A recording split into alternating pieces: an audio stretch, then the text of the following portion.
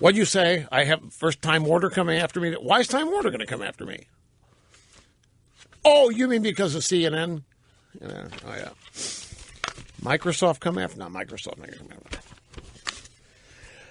after. Today Show did come after me.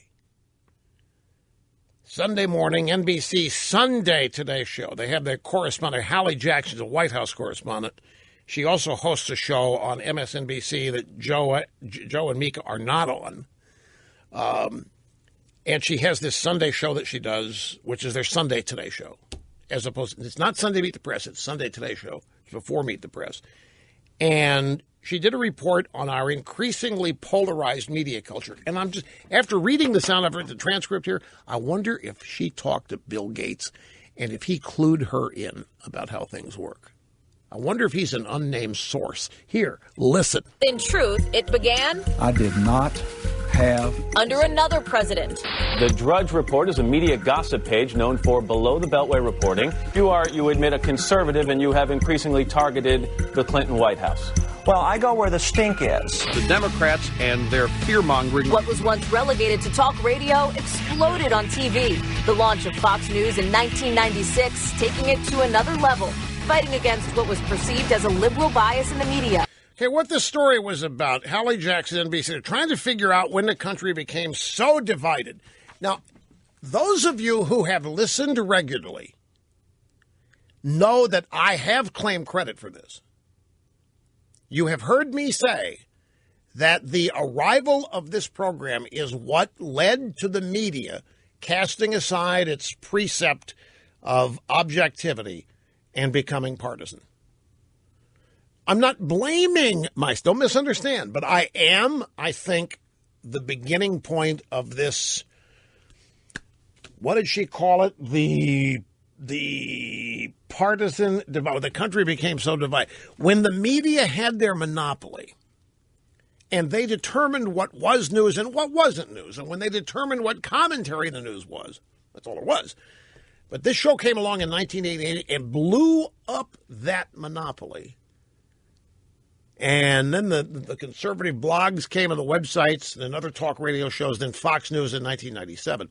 But I have long said, as a badge of honor, not as a criticism, that I am at this program, more properly stated, is at the beginning of, they call it a partisan divide. I think it's a partisan. I think the partisanship's always been there. What this signaled was the end of their monopoly. They look at it as the beginning of a partisan divide. But what happened was their monopoly was exposed and forever blown up. And you can hear it in her report. It started, Bill Clinton, I did not have sex with that. The Drudge Report, reporting the Lewinsky scandal. And then she gets a quote from me in there. And then says, what was once relegated to talk radio exploded on TV. It exploded on TV in 1992, Hallie, in the form of Rush, the TV show. And it was there for 4 years. And in 1994, and Fox started in 1997. But it's been a progression of things that all signal. What are you shaking your head at no in there, Dawn? What are you? Oh, I'm sorry, talking about the girls? Okay. So,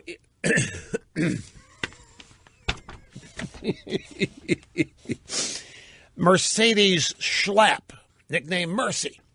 She was on the Fox News Channel Cash It In show Saturday morning with Eric Bolling, and Juan Williams was on, and they were talking about liberal celebrity attacks on Trump. And Eric Bolling said, Kathy Griffin, Madonna, Snoop Dogg, they're all lefties. Where is it happening on the right? I don't think there's any shortage of tough, sometimes vicious rhetoric about President Obama coming from the right. Talk radio shows dominated by conservatives. Rush Limbaugh would not go around saying that he would go assassinate the president. I mean, let's be real, Juan. Assassinate? Who said that? Johnny Depp did. Johnny Depp did. The left wing did. Time Warner bankrolling Shakespeare in the Park, where Trump was assassinated every night for 6 weeks. It's not just Johnny Depp. The left has written books and done little short vignette movies about assassinating George W. Bush. And once again, for all the CNN fear running around about violence against journalists, the only people I've seen picking up guns is Democrats aiming at Republicans. Remember that deranged wacko that went to the Family Research Center because he had read on the Southern Poverty Law Center website that it was a hate group? That's another bad actor bunch of people. The Southern Poverty Law Center. Morris Dees and that nerdy-looking guy, Mark Potok. You talk about a hateful bunch of people. They have this hate list. Charles Murray, talk to him about.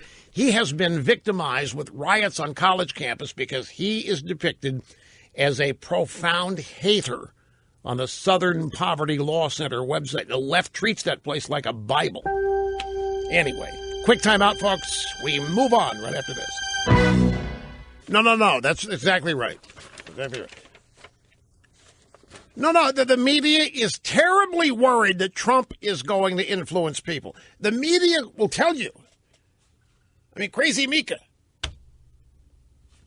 Ms. Brzezinski, actually said that she worries that Trump may actually end up controlling what people think on jobs and the economy. And it's not the president's job, it's the media's job to tell people, to determine people exactly what they think.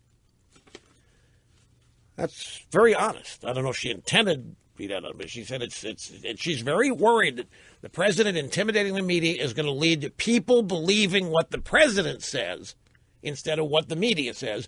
And it's the media's job to control what people think. She used the word control. She worries that Trump is acing them on this. And her fear is rational, but her philosophy is, of course, all wet. But, I mean, I think that's pretty accurate in terms of what they all think. They're in charge of what you think. They're in charge of what you know and don't know. And any challenge to that, like alternative media or a president with direct access to the audience, doesn't need them, is a threat.